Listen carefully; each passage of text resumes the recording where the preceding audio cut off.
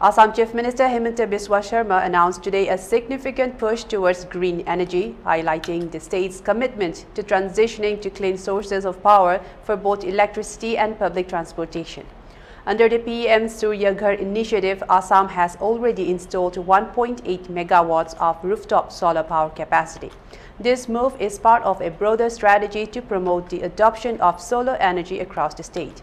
The government has introduced several policy changes to streamline this transition: net metering for residential consumers, solar units exported to the grid by residential consumers with capacities up to 10 kilowatts will be offset against their grid consumption.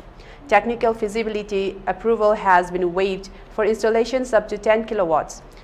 Assam Power Distribution Company Limited will automatically enhance the sanctioned load of up to 10 kilowatts upon commissioning of rooftop solar systems.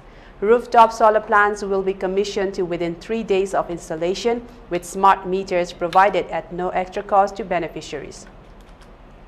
State subsidies will be promptly released. Following the central subsidies, a 5-day training program at MSME Tool Room and Training Center in Amingaon has trained 107 solar technicians.